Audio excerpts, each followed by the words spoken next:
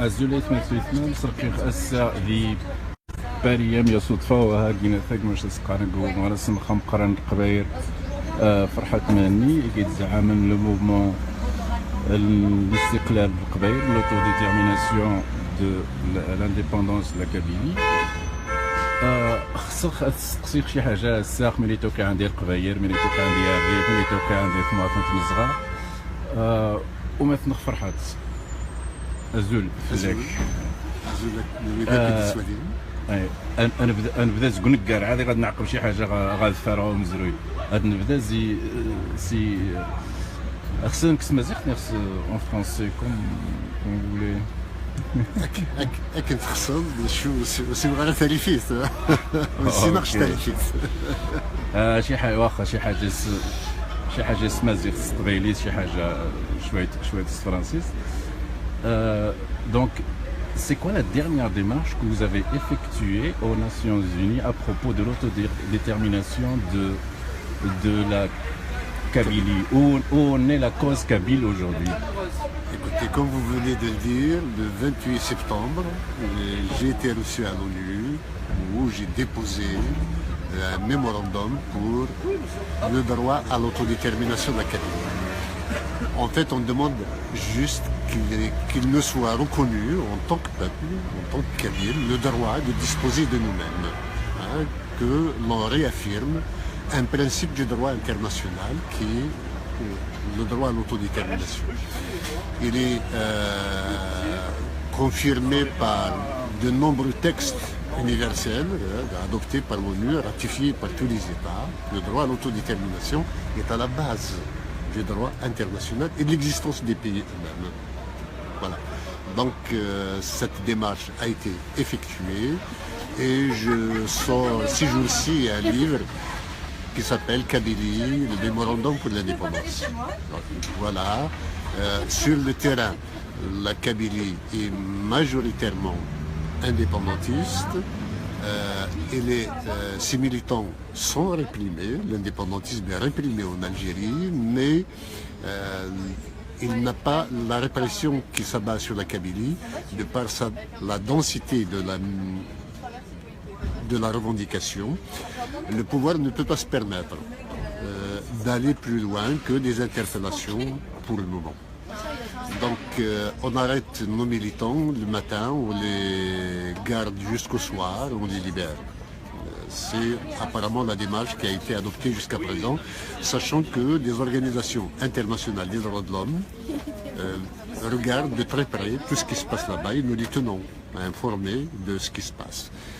Ce qui est une forme de protection pour nos militants. La Kabylie veut se battre pacifiquement pour son autodétermination. Elle ne prendra pas les armes, elle rejette la violence, elle veut se battre politiquement. En termes d'idées, nous mettons au défi toute l'intelligentsia du régime algérien pour nous affronter sur le terrain des idées. Mais sur le plan du terrain de la violence, nous n'irons jamais dans ce piège et nous ne tomberons jamais sous le coup de la réprobation internationale en la matière. Nous sommes pacifiques, nous le resterons. C'est d'ailleurs le slogan qui saute aux yeux dans le mouvement Rifin actuel, donc après l'assassinat de Mohsin Fikri. Le 28 octobre 2016, ça fait bientôt un an. Et il y a aujourd'hui à Casablanca donc, le procès de ces militants du mouvement Rifin. À leur tête, bien sûr, le leader de la révolte, Nasser Zbzafi, qui est devenu une icône du mouvement, mais à l'échelle internationale ici. Et justement, il revendique des revendications socio-économiques, mais pacifiquement. Sauf que dans l'accusation, c'est le séparatisme et l'autodétermination, etc. Comment vous voyez je pense ce qui se passe dans le Rif? Ce qui se passe dans le Rif m'afflige personnellement.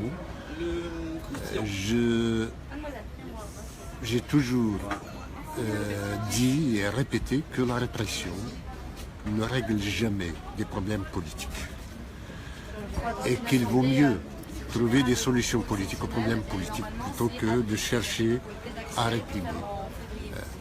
Je condamne la violence, je condamne la répression. Pour autant, les revendications qui ont été avancées jusqu'à présent me paraissent légitimes dans la mesure où on revendique des hôpitaux, des écoles, des infrastructures pour le développement local. Je trouve ces revendications comme étant complètement légitimes. L'accusation, si ce que vous dites est vrai, parce que je ne connais pas l'acte d'accusation, si l'acte d'accusation, si, c'est vrai, j'ai suivi la question. Si l'acte d'accusation est basé sur le séparatisme, je dirais que c'est une faute politique du Makhzen. Parce qu'à force d'accuser les autres de séparatisme, en fait, on les canalise vers cette issue-là. Or, moi, je suis de ceux qui tiennent à ce que le Maroc soit plutôt des provinces autonomes, mais unies par le roi. Et je pense que chacune des régions du Maroc tirera un grand bénéfice pour elle-même et pour ses enfants à être dans le Maroc où on mutualise ses moyens pour mieux se développer. Tu viens de parler du roi et du Maroc. On entend et on lit dans une certaine presse que, par exemple, Farhat Mehni, le mouvement de l'indépendance de la Kabylie, il a un soutien du Maroc. Et là, je veux que vous mettiez un point sur les i sur cette question. Surtout, par exemple, on voit que comment le Maroc va soutenir l'indépendance et l'autonomie de la Kabylie et il accuse les rifins du séparatisme. On ne peut pas, le royaume du Maroc ne peut pas soutenir le droit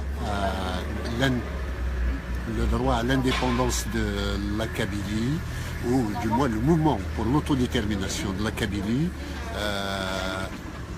sans regarder à plusieurs reprises derrière lui. Le Maroc a émis, suite à une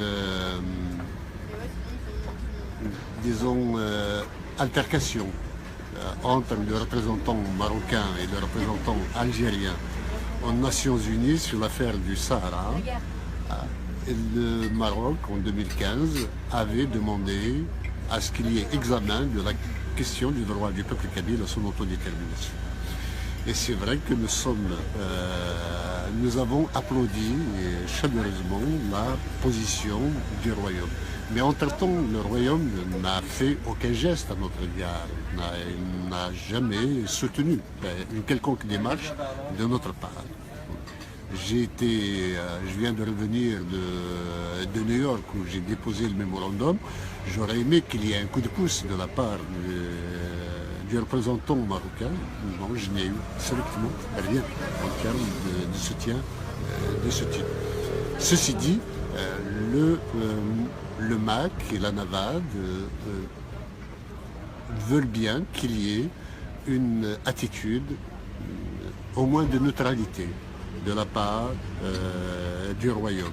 Ce sont nos voisins, nous ne souhaitons pas qu'il y ait des troubles chez eux, nous souhaiterions qu'ils vivent dans le respect de l'ensemble des identités qui y vivent et qu'ils tendent la main à un peuple comme la Kabylie qui pourra bien sûr apporter par son état, son édification, son avènement sur la scène internationale, beaucoup de stabilité, de prospérité à l'ensemble du Nord-Africain. La Kabylie est une chance pour l'Afrique du Nord. J'espère que le Maroc le comprendra.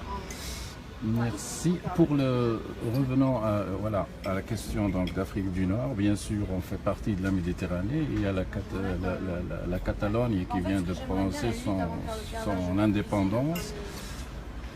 après un référendum, il y a le Maroc, par exemple, qui propose l'autodétermination, pas l'autodétermination, mais l'autonomie, voilà.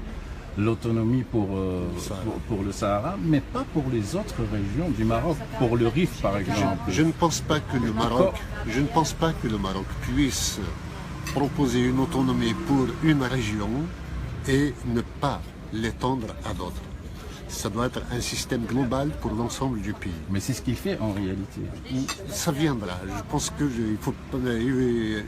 pense qu'il y a beaucoup de voix qui se sont déjà élevées au sein du Maroc même, pour que le droit du Sahara à une autonomie soit étendu à d'autres provinces. Et je pense que le salut du Maroc est là-bas. La solution pour le Maroc réside dans les autonomies des provinces. Voilà. Concernant la Catalogne, ajoutons l'Écosse, ajoutons les Kurdes, ajoutons la Lombardie, la Vénétie en Italie. Finalement, ce n'est pas un phénomène de conjoncture, c'est une lame de fond de l'ensemble des peuples privés de leurs droits qui est actuellement en cause et ça va continuer.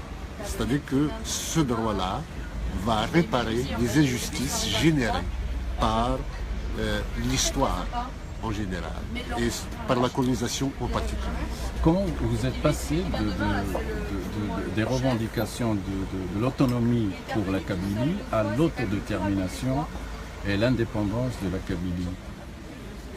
Nous sommes passés de l'autonomie à l'autodétermination par expérience et par mûrissement du combat lui-même. Quand nous avons revendiqué une autonomie, c'était juste pour reconstituer la conscience nationale kabyle, la reconstruire. Une fois que cette conscience étant suffisamment sur pied, étant suffisamment réalisée, mûre, nous sommes passés au droit à l'autodétermination parce que la Kabylie n'est pas de nature à être assimilée dans un ensemble quel qu'il soit. Elle a une trop forte personnalité et puis si un jour il doit se fédérer à d'autres, il le fera en fonction de ses intérêts et non pas sur la base d'une contrainte physique ou militaire de qui que ce soit. Nous sommes au siècle de la raison, nous sommes au siècle de la démocratie et de la liberté. Nous ne pensons pas que quelqu'un puisse nous dicter ce que nous devons être. Comment vous voyez l'avenir des régions amazighes en Afrique du Nord? On sait que, par exemple, il y avait cette question de l'Azawad, donc qui voulait l'indépendance, mais il y a la France qui a intervenu pour soutenir le Mali. On voit maintenant que la France intervient pour soutenir le roi du Maroc. Je n'ai pas vu ça, mais j'ai vu effectivement l'intervention en Azawad, je l'ai vu, hein, il n'y a pas de problème. Et c'était en concertation et en collaboration même, en coopération avec l'Algérie. C'est l'Algérie qui a fourni les hommes et les moyens pour réduire l'indépendance de l'Azawad. Pour moi, l'avenir des régions, d'abord, j'ai la vision de M. Sem Chaker qui dit que l'arabisme est mort. L'histoire a sonné le glas du panarabisme et de l'arabo-islamisme globalement en Afrique du Nord. Donc l'avenir est à la berbérité et à la mazérité. Et ce ne sera que justice pour tous ces ensembles-là.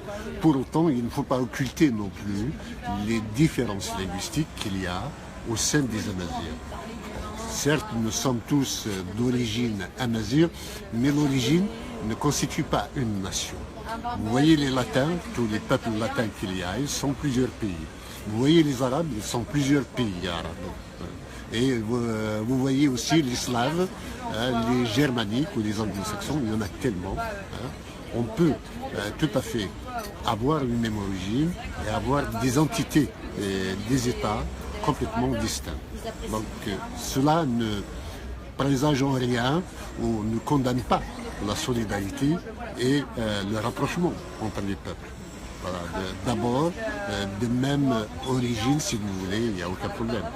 Mais ces rapprochements se feront désormais sur la base de valeurs et sur la base d'intérêts. Vous venez de comparer avant de commencer l'interview donc ce qui se passe actuellement dans le RIF, cette révolte rifaine qui a commencé après l'assassinat de Mohsin Fikri dans une benne en ordure. Vous venez de le comparer à ce qui s'est passé en Kabylie en 1980. Comment vous regardez cette question et l'avenir de ce mouvement? Est-ce qu'il va se transformer, puisque maintenant le Maroc il dit que ce sont des séparatistes, donc est-ce qu'il va se transformer à un mouvement d'autonomie ou d'autodétermination comme c'est le cas en Kabylie et en Catalogne? Écoutez, ça c'est une discussion que nous avons eue en privé. Donc les gens qui vont écouter cette interview ne connaissent pas ce que nous avons dit. Voilà, oui, c'est pour ça que c'est-à-dire que j'ai comparé l'actuelle révolte rifaine qui vient de se passer à ce qui s'était passé en Kabylie en 1980. C'est une première phase de prise de conscience d'une existence, d'une identité. Voilà. Je ne peux pas présager de son avenir, je ne connais pas de l'intérieur le Hirak ou quoi que ce soit. Donc, sincèrement, je ne peux pas m'avancer quant à son évolution. Si je rencontre davantage de monde et que je sache les différences d'opinion, différences d'orientation des uns et des autres, je pourrais me prononcer. Mais pour le moment, voilà, je regarde de loin et j'essaie personnellement de tirer des conclusions pour l'universalité, pas seulement pour le RIF, pas seulement pour la Kabylie. J'essaie de tirer en termes de réflexion des conclusions et des idées pour l'avenir de l'humanité en général. Je ne crois pas que l'humanité puisse en être une tant qu'il y a un seul peuple au monde qui ne soit pas libre de décider pour lui-même. Est-ce que le gouvernement algérien vous diabolise aussi, comme il diabolise, comme le Maroc diabolise maintenant le mouvement rifin et essaye de le criminaliser? Par exemple, il parle de séparatisme au lieu de parler de l'autonomie et de l'autodétermination qui sont bien sûr des droits internationaux. Mais qui n'ont pas été là où il y a eu faute de la part du royaume ou de l'accusation de la justice marocaine, c'est d'accuser, de faire des actes d'accusation, des motifs d'accusation qui n'ont pas de réalité sur le terrain. De tout ce que j'ai lu, de tout ce que j'ai vu, de tout ce que j'ai entendu, à aucun moment il ne m'est apparu que le RIF demandait son indépendance ou quoi que ce soit. Non, bien sûr, parce qu'il y a une charte. Il y a une charte. Il y a une charte de revendication. Un certain nombre de droits sociaux notamment, qui sont tout à fait légitimes et que je soutiens. D'accord.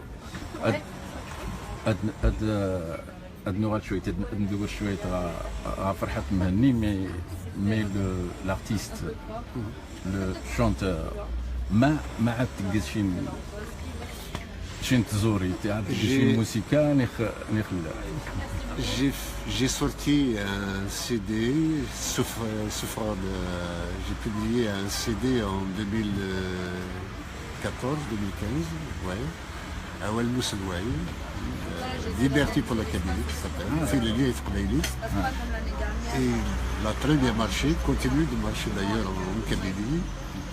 Il y a, ces derniers temps, je ne fais plus de galas, je ne monte pas sur scène, parce que mes fonctions présidentielles, je dois les préserver. La fonction est à préserver de toute atteinte, en général. Et donc je me suis mis à développer, à ouvrir un nouveau chantier culturel, c'est de faire accéder la nation kabyle au rang de nation mélomane, de faire de la musique classique sur la base de nos sensibilités et de nos vibrations internes à nous-mêmes en tant que Kabyles. Voilà, c'est le prochain CD qui va paraître probablement l'année prochaine, accompagné d'un livre aussi pour expliquer la démarche. Ah d'accord, merci. Est-ce que vous connaissez des artistes rifains? Vous avez des relations avec des artistes rifains? Comment vous voyez la musique rifaine? J'ai connu Walid Nimoun, j'ai connu un jeune chanteur qui est venu chanter à Berda TV. Khalid Izdri peut-être. Voilà. Louis Senao. Ah, ok. Hassan Sawad Aslam. مرحبا سلامي. Merci Farhat Mani pour cet entretien et voilà, je vous souhaite bonne continuation et jusqu'à l'indépendance de la Kabylie et les autres régions. Merci.